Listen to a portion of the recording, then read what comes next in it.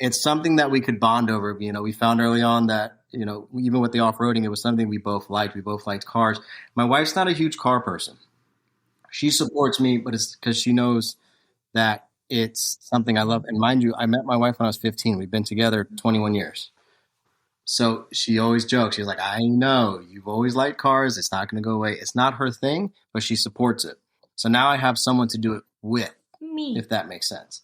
Because my wife isn't big about the car shows. I did get her to come to Sebring with us the last time. Oh, that was fun. She had fun, and we got her on track. She did a ride along. I was surprised that she did it, but she did.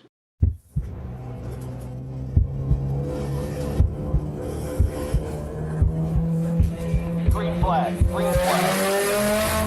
Welcome to the Blind Apex Podcast, where amateur club racers tune in to get faster.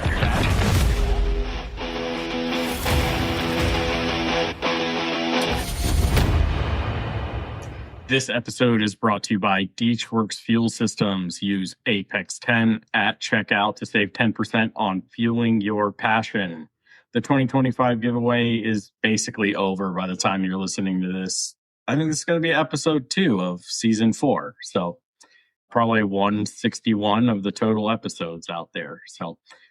But I already have people lined up for 2026 that want to do a giveaway with me then. So anyway, if you're thinking about using Race Setup Pro, use Blind Apex 2025 for 20% off your monthly or yearly membership.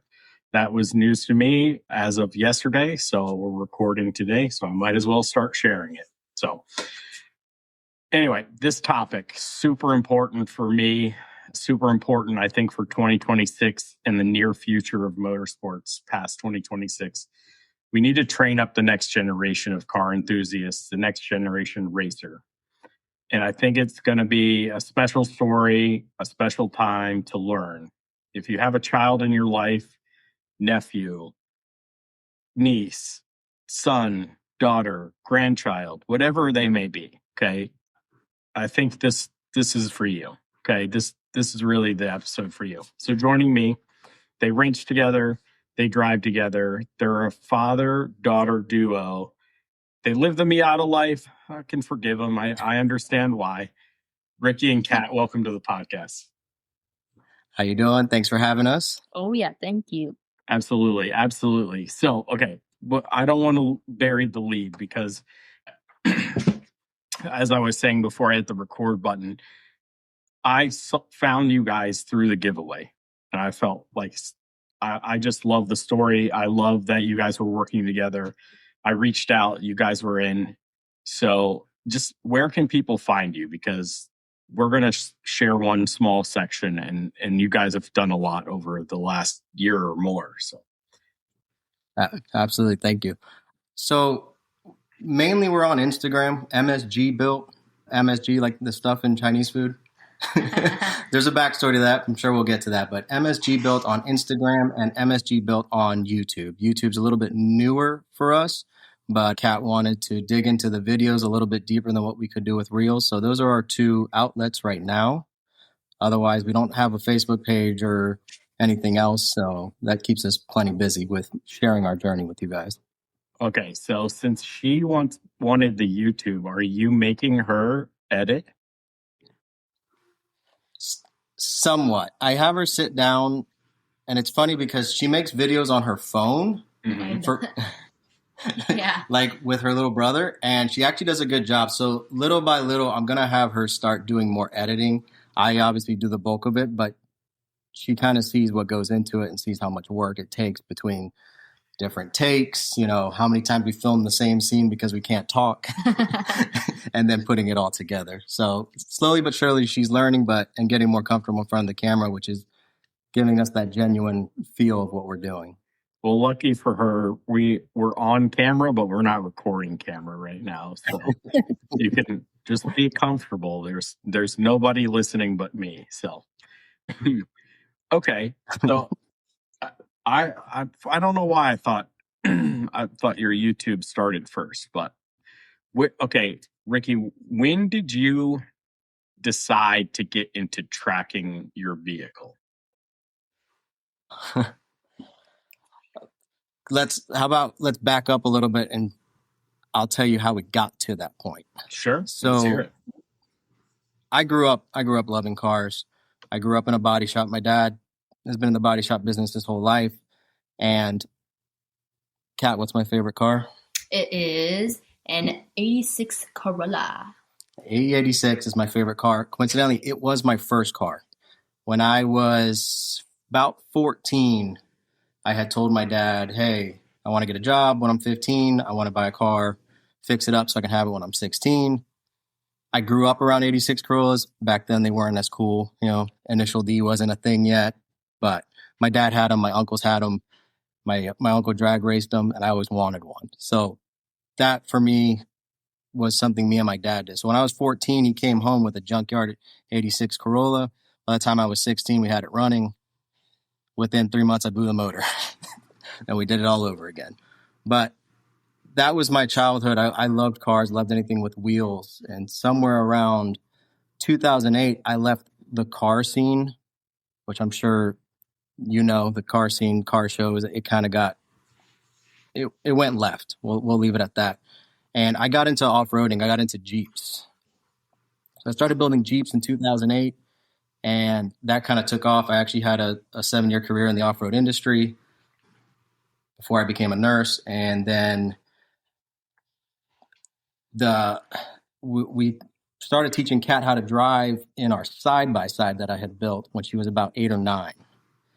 So by the time 2 years ago now, so you were 10, about 2.5 years ago, we took her to Tennessee for the first time in the side-by-side, and I noticed she kept getting out on the steep climbs. But she'd been driving the side-by-side, and when I say driving, I mean we'd put her on the dirt track, she'd hit the jumps, she'd drift out of the turns. I mean, she was getting it. There's some good videos on our other page, but I asked her when we got back, I was like, why did you keep getting out? And what did you tell me? I have a fear of heights. Hate them.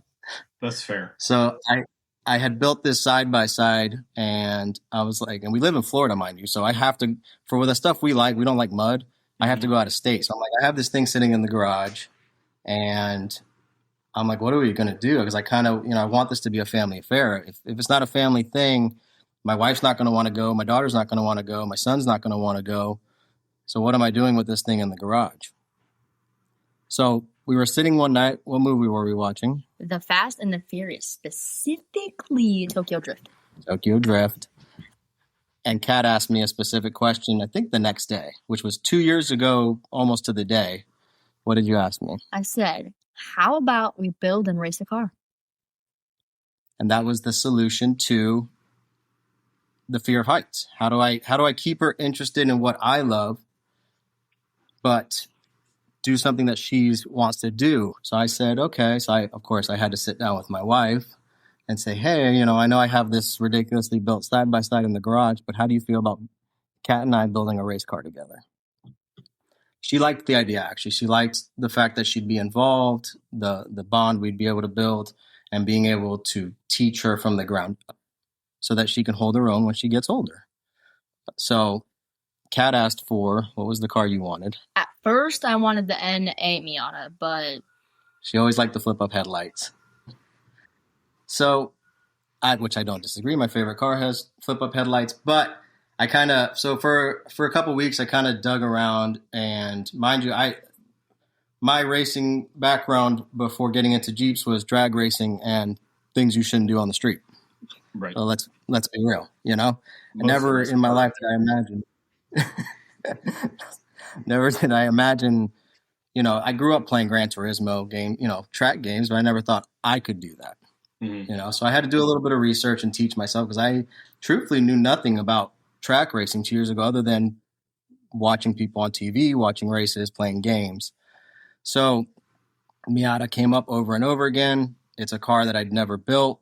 I've built a lot of cars over the years, and I said, okay, but I knew the NB Miata was a better starting point since we were both going to kind of learn, and since it already has most of the parts that end up in an NA Miata anyway. So my wife and I, we jumped on Facebook Marketplace. I found an untouched NB Miata about 2 hours north of me from an old lady. We went and picked it up. Came home. I asked Kat to come outside because she wasn't with us. I was still in my PJs. I was tired. And so that was January 2 years ago. I came home with an bone stock 2002 MB Miata, and that was our clean slate to start with teaching her the basics. It was going to start maintenance, progressing it to a track car, and go from there. So that's how all of this started 2 years ago. No track experience. We said we're going to dig in this together, and everything I learned, I was going to teach to her. We're going to build it together. We're going to race together, which is our motto. If you jump on our YouTube page, our Instagram is Teach, Build, Race. That's exactly what that is. Everything I learned, I'm going to teach to her. We're going to build it together, and we're going to race together. And I'm going to beat you.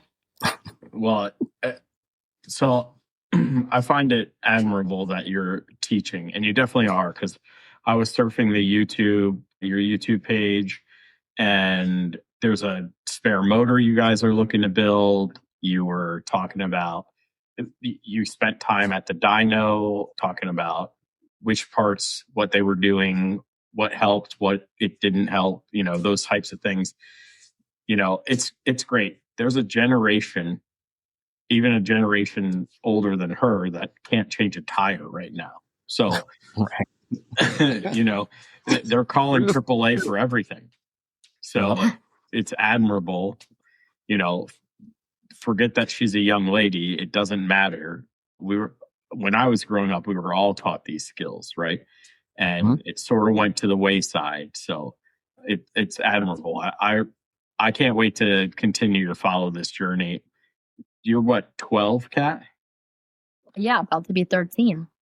Well, see now, you're Miata people. And that's when Miata things happen at 13. So the youth Miata movement, I'm just going to put that out there for you. Yep. So we may have to source you like a wrecked race car, since your family was so into body shops. Maybe you can pull one straight and get you into the youth Mazda group. So. Well, funny you say that. So I don't know how far back you dug, but 1 week into owning this Miata, I would drive it every couple of days, to feel it out, see what was going to have to be maintenance, things like that. I drove it to work. I'm a nurse, mind you. I get off shift and I walk out in the parking lot. I see the hospital security standing there with one of my coworkers. And from the angle I'm walking up, I know my car is behind her truck, but I don't know why they're standing there. She hopped in her truck, didn't look, cut it, and drove right down the side of it. So the initial plans for the car changed very quickly because I had to replace the door, repair the quarter panel, and then I said, well, I guess we're painting the whole car while we're at it. So we did all the body work first before we even put it on track. So it's one of those things that I guess everything happens for a reason. So we have the pretty car at track. Everyone's like, when I first painted it, they're like, you're not going to track this thing. Front's all chipped up now, and I love it. Yeah. My wife's an occupational therapist, and she came back to our commuter car one time, parked in the employee parking deck. And it was, instead of being backed in straight, she showed up and it was at a 45-degree angle because somebody decided to just... The hospital life's dangerous. Don't park near them. I guess you guys get tired when you work. Exactly. Yeah. Well, you can track anything. It can be ugly. It can be pretty. It doesn't matter. You can take a little more pride if it's shiny, but just know, you already know it's got rock chips already. So yep, it's only a matter of time, right? I had a freshly painted car when I started, and it didn't stay that way. It is what it is. It's all worth it, though. So let's talk a little bit about your journey. She still has like a year before she can before she can be on track with NASA. Maybe it's correct. Yeah. So 14's difficult. 15's going to be a little easier. Okay. So we have a year to 2 years. And that's because we took an unconventional approach. I could have put her in karting at this point and streamlined the process, but Kat plays competitive soccer, and that's 90% of our time. So we travel for that. So soccer is her priority, and that's part of what I'm teaching her, that you can have hobbies, but you have to prioritize your life. So for me, this is a hobby. I'm not a professional racer. I'm funding this project. So I have to go to work and I have to support her in soccer and take care of my family. So that's part of what I'm teaching her, is that you can have a hobby in whatever you want it to be, and you can have that passion, but you have to have your priorities in order, to the point that I even treat this like school. When she comes back home with a bad grade, she doesn't get to work on the car. She doesn't get to practice driving. It's earned. So it's a process. It very much is. So this is going to be rough for her because she's a competitive athlete, and then she's going to taste what I call the go fast crack pipe. When she gets out on track and they let her go, it's going to be a struggle. She's going to waffle a little bit, I think. So we'll see. Yes, and my wife, actually, we were out at dinner not a couple weeks ago, and she said it. She goes, she's going to get out on track, and you better be ready to buy another car and start building it. Yeah. I was like, lucky for you that AE86, they're making body in whites now for you. I saw. Don't tempt me. So you're gonna have to pull some extra shifts, I'm sure, and work some overtime for it, because I know they can't be cheap. But when I saw that, I was like, yeah. Oh, it looks beautiful. Yep. So, Kat, I want to talk to you about the dyno time and what you learned, because you've done some. My car goes to the dyno a lot. It's been on the dyno a lot, but you got to do something I've never done before, which is make a pull. So can you tell me what you learned at the dyno? Well, don't be shy. It's okay. that's a question. It's definitely one. Well, tell them what you did. What did you? Because I didn't even get to do it. I've been to the dyno a bunch of times myself, and I've never got to do that. Well, when I did the dyno pull, it was honestly nerve-wracking, because they were telling me not to press the brakes, and I was like, then what am I supposed to do with this extra thing right here? So I was going, but it was sick, to be honest. Just fun. She was very confused, because they were all like, you can do it, everything like normal, just don't touch the brake when you're done. She's like, what? Yeah, so I saw that section of the video, and I was like, she got to do her own pull? I don't even do my own pulls. What is this? So honestly, I was jealous, mostly because I would be nervous that I would do something dumb, like hit the wrong thing, like the brake. I, as many times as I've driven in my life, as many miles as I drive, like off the gas, on the brake. That's how I live my life. My brain is wired that way. So I would definitely make that mistake. But I feel like I would have too. That's the thing. So we were all hammering it into her, like, just don't hit the brake. And I think since she doesn't have that muscle memory yet, it probably benefited her. Right. Absolutely. It has to. I don't know. I don't know how the dyno operators don't break it, other than they do that quite often. So yeah, day in and day out. And it's something, honestly, I didn't even know that, because when she hopped in, he said it, and I was like, oh, I guess I didn't realize you can't hit the brake because it'll just stop the drum. So, well, it'll try to stop the drum. I don't think it'll stop the drum. Yeah. Something's letting loose, that's for sure. So you guys, all right. So you buy the Miata. You've done body work. You've got an engine on the stand. I'm heartbroken over the ITBs. I won't lie. They just sound great, but I understand what they're God's trumpet. When they sing, they sing. That's how it works, right? But so what are the goals with the Miata? Well, We'll let Kat start.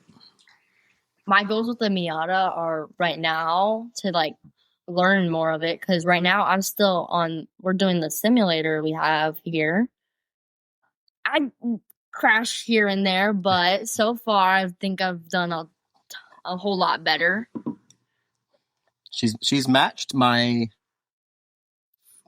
first personal best at Sebring on the simulator. So she's progressing on that, which I'll admit when I didn't have a simulator either before I started tracking. My instructor from my first HPDE 1 session, which we still talk to, he's the one that said, get a sim, it's worth it. And I was kind of like, I don't know. And it does. It translates to the track. So she practices on that. Okay. But We have time. I have the Miata in the sim set up pretty close to specs on where ours is, so we can match power to time and how the car handles. So she's progressing on that. But as far as the goals for the car, I tell people all the time, it's a progression car. The number one comment I get all the time, especially after this last video, if you haven't seen the video, we did a full bolt-on. So we went from our stock motor, which was 215,000 miles. We did a dyno pull, and then we did full bolt-on. So everything that you can bolt to the motor without opening up is on there. I knew going into it wasn't going to make big numbers, but I wanted her to see what it could do. And this car, like I tell everyone, is about progression. So every little thing we do it to feel it out and see if it's worth it, does it make a difference, and what it does for the car. The number one question I get, when are you going to put a turbo on it? When are you going to put a turbo on it? When are you going to put a turbo on it? And I remind them, she's 12. She has to learn how to drive the slow car fast, as do I, before I can make that car fast. Aside from the added, heat and things to deal with on track, more moving parts, we have to learn how to drive this car at its limit before we increase that limit. And I can't, I could start her, okay, we're going to teach you how to drive a 300 horsepower Miata, or I could do it the way I'm learning. You're going to learn with me. We're going to do it together. So as far as progression of the car goes, it started out with autocross is what we initially set it up for, which at this year's goal, there's a couple things I got to change on the car. We went with some entry-level coilovers. We have to change those out because they're okay for track, but now this year's goal of aero development, they're going to be way too soft, so I'm just going to change them out. Better tires and dialing that in. So that's pretty much power-wise where we're at now, which is where we're going to be for a while, especially for classing, because for my personal level, I am now in HPDE 3. So I've got one more step, and then I can go into TT. The car is already technically outclassed for TT6, so I'll be going into TT5. So I don't want to outclass myself there. So I can still have fun in TT5 and work and get faster in that class, but I can't make the car any faster because now I'm really outclassing myself. So that's part of this learning progression that I had to figure out. I'm like, I started building this car truthfully for looks, and then the track racing really happened and I got hooked. So now we're taking a step back and everything is purpose built for classing the car, starting at the goal of TT5. I could detune the motor and pull a bunch of stuff off, but I don't want to do that. I still want the look. I very big on looks. Even though we may trash the car on track, it can look good, as good as it can. It doesn't have to be a hack job, if you will. Nothing against, not to take away from people that do. I've seen some amazing drivers out there. They just throw it together. It's all about driving. I want both though. I'm all about looks. My buddies I race with, he makes fun of me all the time because I'll do some stuff that makes, like my valve cover. It's painted to match the car. Did it need to be? No, but it looks good when the hood's open in the paddock. And that makes me feel good. So there's things I'm not going to take off the car. So I've already outclassed myself. So we're going to progress the car with the goal of going into NASA TT5.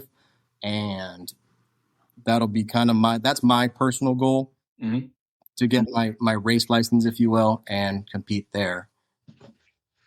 from there, that going in TT5, we do leave some room on the table for more horsepower, but I'm kind of maxed out on this motor with where it's at. So, we could send the head off to one of the spec Miata builders and do a little cheater head on it, get a little bit more, but that's about it. So that's power wise. So from here, it's going to be aero, suspension, and some other things to make the car look good. Yep. So I don't know if you've listened, but we have the Miata Aero Wind Tunnel Report episode. My buddy Mario took his Miata to the wind tunnel. So if you're going to do any of that stuff, listen to that. Go to occamsracers.com. He has a lot of it up, a lot of the information for free, a lot of the basics that'll get you started, I think. But this podcast, we believe in K-swapping things, much to my chagrin, or eco tech? The eco swaps, yeah. Yeah. So don't tempt me, because most of my buddies are Honda guys.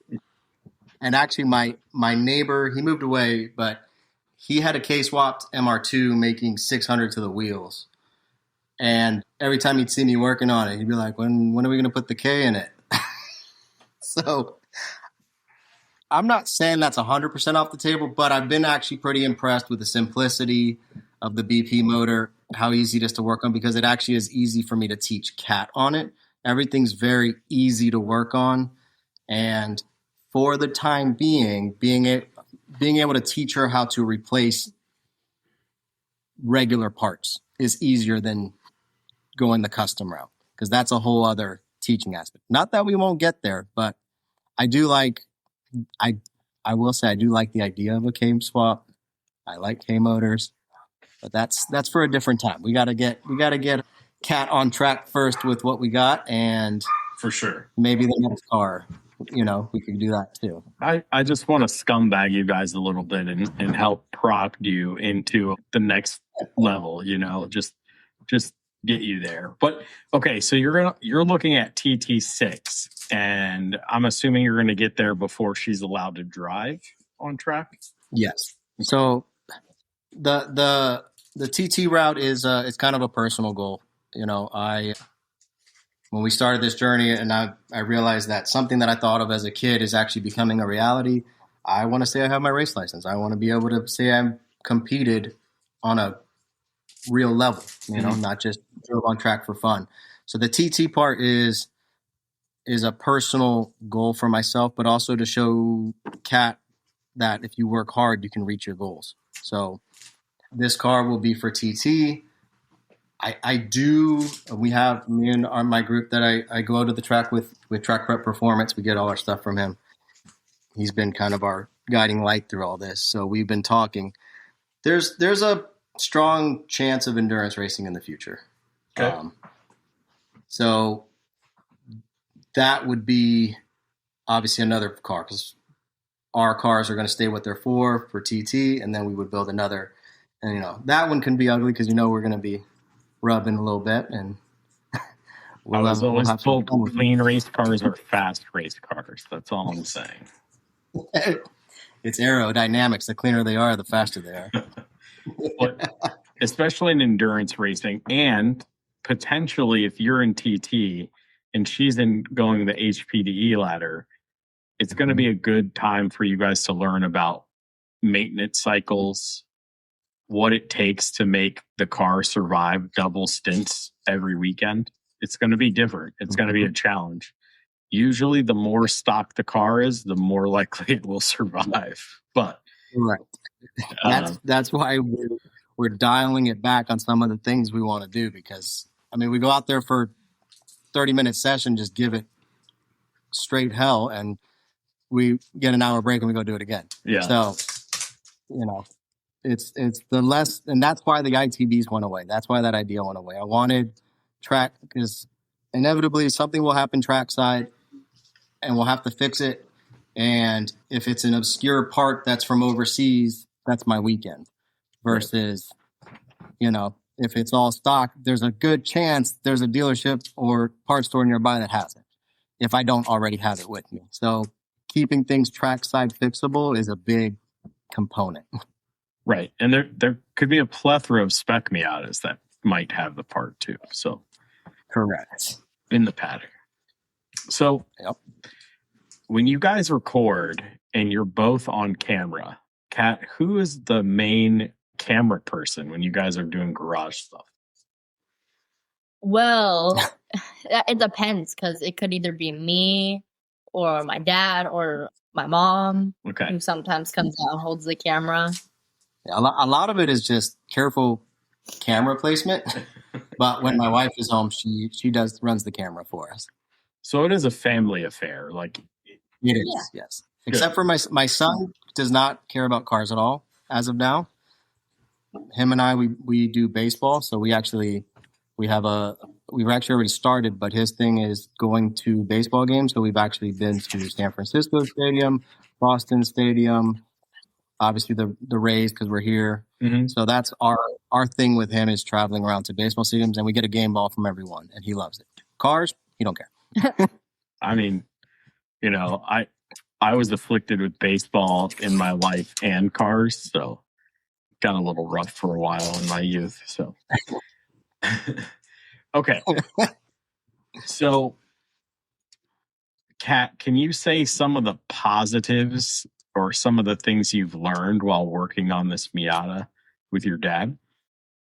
Well, beginning, I've learned how to do stick shift, which it's easy if you learn it. Like,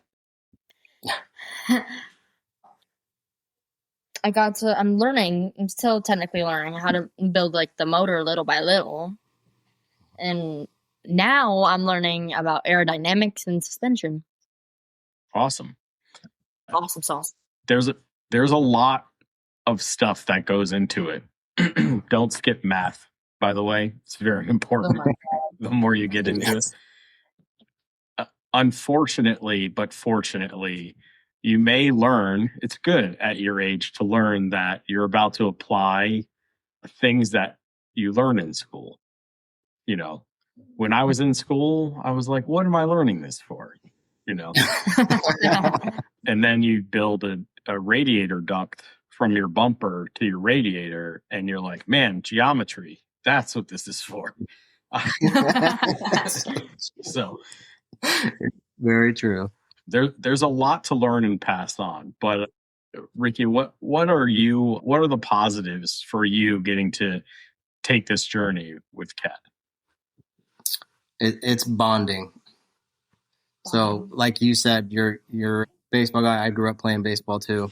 Kat plays soccer. I had to learn soccer. I didn't know anything about soccer. I knew the basics of it, but now I'm that dad on the sideline screaming. So, oh yeah, you are screaming. But it's something that we could bond over. You know, we found early on that, you know, even with the off-roading, it was something we both liked. We both liked cars. My wife's not a huge car person. Mm-hmm. She supports me, but it's because she knows that it's something I love. And mind you, I met my wife when I was 15. We've been together 21 years. So she always jokes. She's like, I know you've always liked cars. It's not going to go away. It's not her thing, but she supports it. So now I have someone to do it with, me, if that makes sense. Because my wife isn't big about the car shows. I did get her to come to Sebring with us the last time. Oh, that was fun. She had fun, and we got her on track. She did a ride along. I was surprised that she did it, but she did. But she's more of she may actually want to come and learn how to drive now. Because it was the same thing with off-roading. She didn't like being a passenger. She liked driving. So another goal of mine is I am going to start taking the classes so I can become an instructor. So me. That way I can properly teach her. But maybe my wife will join us. You never know. And it will be all three of us out there. But this whole thing was all about that bond. Being able, we step away from, well, you know, sometimes working on cars is that break from reality. We go out there, we clear our mind. I get to do it with her and teach her and watch her grow and kind of feed that interest that, yeah, I was always about cars, but my dad growing up in the body shop business and, you know, my parents back then when they were together, you know, they tried to push me away from cars because they wanted more for me. They didn't want me, you know, working with my hands. We're hardworking. They wanted me to go to school. It didn't matter. I ended up in the car industry anyway for a long time. and I still work on cars. And even my mom has had this conversation. She's like, maybe I shouldn't have pushed you away from it, because that could have motivated me to maybe go to school to be an engineer, and I could be designing parts for cars. So sometimes feeding that goal now as a kid isn't just about the, in this aspect of working on the car. It's that it may motivate her to say, this is what I want to do with my life. I want to design suspension for race cars. I'm going to go to school for that, or, I want to do that. There's so many things that it can motivate. And that's with any hobby. If your kid has something they're passionate about now, feed that passion. For Kat, that is soccer and that is cars. So both of those things could segue into something later, because we've kept that spark alive, and I don't want to take that away. We joke because, Kat says it. You wait till I'm on track. What do you say? Well, I'll let you say it. Huh? When you get on track, who's going to be faster? Me, of course, man. I'm gonna beat your butt. Since she always jokes that when I get on track, I'm going to beat your times, Dad. And I look forward to that day that I see her pass me on track. That is like that. I see the light at the end of the tunnel. I'm going to be smiling ear to ear when she passes me. When I give her that point by and she goes by, that's going to be my shining moment. So I look forward to that, and I know that that's our goal together. So it's a bonding thing. It's a motivation thing, and it's that dangling the carrot. Kat, you better do good in school, or you're not going to get to work on the car. So it's more motivation to do better all around. If you're mean to your brother, you don't get to work on the car. It's just all around. It creates a better atmosphere. So it means a lot. And even my wife says it. She smiles when she saw how we were at the track this last time when she came to see Brain, because Kat's come with me, just her and I. She was happy to see how happy we were. So sweet. Kind. So, okay. So let me ask, what challenges have you had in sharing this journey? The hard one is for one, on track, she can't ride with me yet. So, and that's a hard one, because I would love for her to be on track with me and seeing it firsthand, because that'll help. A big challenge that we're facing now is practicing in general. Growing up, I started driving well before I had my license, but you could find back roads, you could find parking lots, you could find these places that you could go practice, and nobody would say anything. Now they see a car driving around through an empty thing, and somebody's calling the cops, like, oh, someone's being suspicious. Do we do it? Yeah, I have to find, we do a lot of our practicing in they're building 800 neighborhoods behind me. So so we go back there because they're closed off, nobody's driving around, nobody says anything. But that's becoming a limitation for getting stick shift practice in. Because finding a place that she can get up to speed, practice her braking and things like that is going to be a little more difficult. And everyone keeps saying, just get her into karting and you can. The problem is we're doing two things. We're playing sports and we're making this happen in a different way. So I'm, finding time is our biggest hurdle, because I don't put my hobby before my family. If my wife says, hey, let's go do this, it gets put on the back burner, Granted, she knows when race weekends are. So she which we're going to Sebring in 2-3 weeks. So she knows that over the next couple of weeks, it's race prep time. Got to do all the maintenance, swap the pads, get everything ready. She knows that, but we plan for that. Outside of that, if it's like a random man, I'd like to, I have hood vents that I got to install.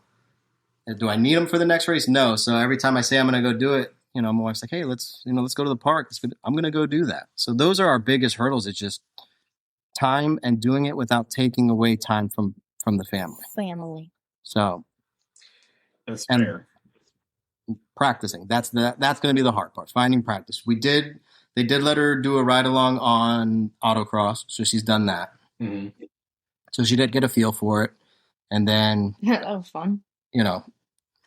So she's gotten, we've gotten up to speed, obviously. So she has a feel for it. It's just going to be getting that first on track is going to be the biggest hurdle. which is why I say 15 is probably going to be more realistic than 14. 14 is a little more, they want to see the card experience and things like that. But you never know. You meet the right people, we get the right opportunity, we're going to take it. Yeah. So. And, there's a lot of younger folks transitioning from sim to reality. So what sim system are you using? Are you on iRacing, a set of course? Currently, our hurdle, a hurdle. So my bonus room upstairs, my mom and her husband actually live with us right now because they're building a house. Mm-hmm. So my sim setup rather is I have the next level folding system because I have to set it up in the living room and then put it away until they move. Hopefully mid this year, their house should be done. Once that, I'll have a legit setup. Right now we play on the Xbox. Okay. On, was it Forza? Yeah, that's it. So, and that's because that's the only one that has Sebring on it at the moment till we get a full computer setup. But until I have my bonus room back, it's kind of limited. Yeah. And in the meantime, I'll implore you to surf Facebook Marketplace for some of the gear that you may want. She could probably start being more competitive in a sim as soon as you had the room freed up. She could start working up the ladders and that start entering competitions that way. It's an avenue that there's a potential there. I know I can't keep my nephews off my sim. So luckily during the holidays, they were both grounded. So I didn't have to even turn my sim on while they came over. So, we did. So their father and I raced while they had to watch because they couldn't touch it. So punishment, right? But yeah, time is always going to be a challenge. I think it's a good lesson for her, to be honest, is to prioritize things and to set goals and expectations and to manage her time. I think it's an excellent life lesson. Yes, it is. So I have no time, yet I still run a podcast and I still have a race car that I maintain and go race. So technically I have time, but when you look at my day, you're like, what are you giving up? Sleep. Mostly sleep is what I give up. Yeah, no, exactly. It's me, for sure. I'm an adult, so I get to do that. So, yeah. But what's that? Still child. One day you're going to grow up and you're like, man, I really enjoy the adult money, but I really miss being a kid. So, yeah, 100%. Especially when you pay for your first track day. Right? When you pay for your first... The track day is probably going to be cheaper than your tires. So, oh my God. Yeah. You're okay. That's coming up. I'm about due for tires. Yeah. So don't remind me. So, Ricky, do you have any tips for parents who maybe want to encourage their kids in this direction on how to get their kids involved? I think the biggest thing is don't force them into it. Mm-hmm. Don't force them into the hobby because it's your hobby. Let them decide it's for them. Take them out to an event, let them watch, show them a movie, maybe The Fast and the Furious. Oh yeah. Hint, hint. All 10 of them. All 10 and a half, whatever they're at now. But see if it's going to be cars, see if they even have that motivation. I say this because I have two kids, one of which wanted to do this and the other one could care less, and that's my son. I've done the same thing. He'll watch, but he's not interested. I take him out in the car, he doesn't care, So it's obvious. I'm not going to force him. No, you got to come, you got to learn. Don't force it on them. Don't go out and just buy them a cart because you want them to race. Go to a rental cart place, see if they even like it. If they like it, feed that, baby step into it, see how far you're willing to go. That's why we started with autocross, because she could ride along. I needed to see, are you even going to like this? And she was in the car when we spun it more than once. When I gave it a good clutch kick and didn't think that all 130 horsepower would spin it out, but it did. I was like, oh, okay. And she laughed, but those were the moments that I was like, okay, she likes it. She's not scared. And the same thing in the garage. I asked her to come out there. She put on her gloves and she got dirty with me. One of the first things we did is we pulled the AC out. We did that together. When the car got wrecked, she helped me tear it down and put it back together. She helped me do the roll bar. You have to look for that motivation in them. If they have that motivation, even a little bit, feed that motivation. If they have pushback, don't force it. Because if you force it, then they're never going to want to do it. And that's kind of what I'm doing with my son. Little by little, he's showing more interest now in the car because I don't force it on him. So you have to baby step the whole thing. But once you see they're all in, treat it as a reward. Set rules, just like we're doing with her. If you do good, you're doing good in school, we're gonna grow this. We'll go to the next step. I'll take you to a race. We'll go watch a race, or we'll buy this part for the car and we'll put it on together, and it motivates them. And, her friends at school, mind you, she doesn't have social media. I won't let her have social media yet. That's actually how the page started, the Instagram, because I wanted a place that I could track everything. So when I do give her access to Instagram, she can go back and see all the things we've done. And then that's why YouTube followed after, like, oh, we can do videos too. So, but she shows all her friends at school. She gets on the computer, she pulls up our YouTube videos. She's all about it. She's like, this is what I get to do. So that's my number one tip. If they have that desire, feed that desire, motivate them. If they don't, give them time, show your passion to them, show them their hobby, but make sure you don't make the hobby more important than them, but show them that it is a priority, if that makes sense.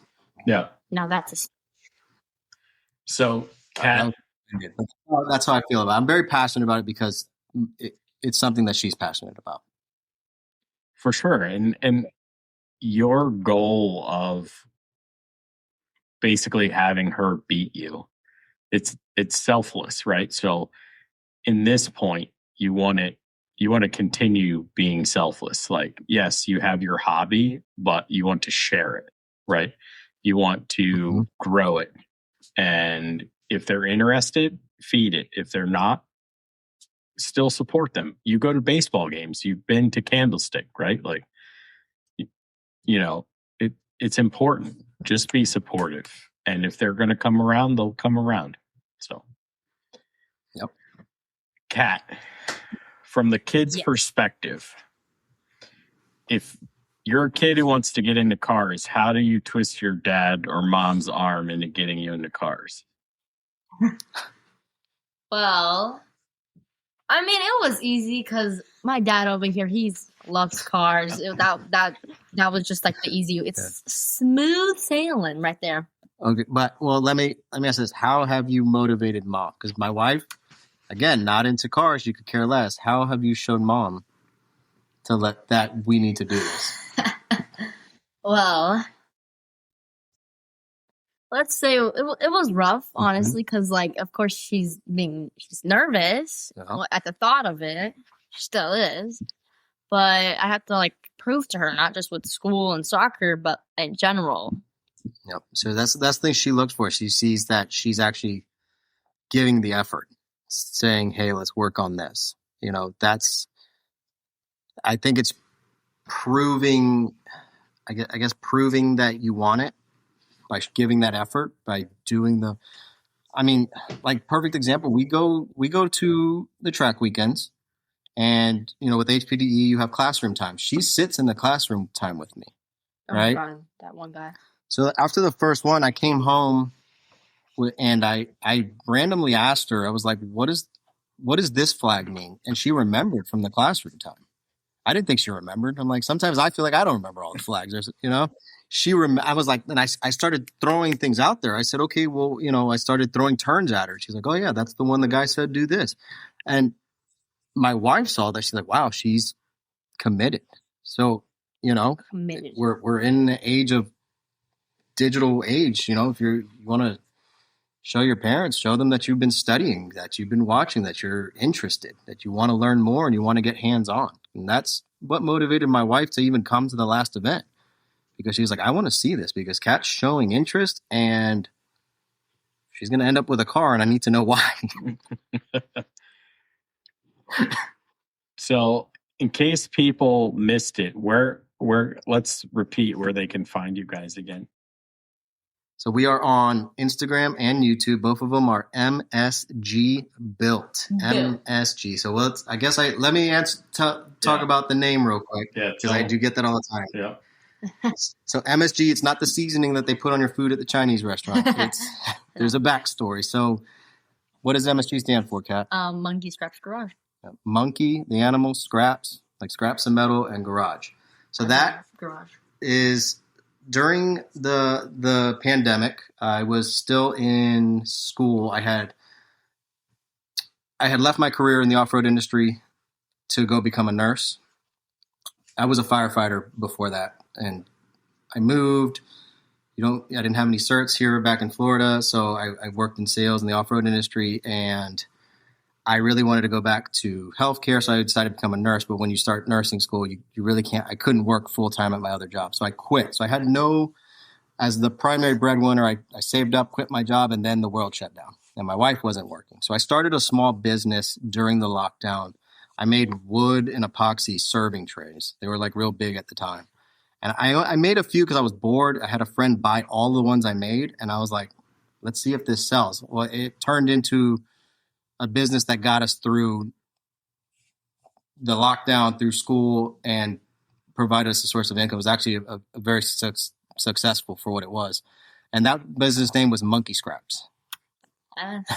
So I love monkeys, and I love scraps.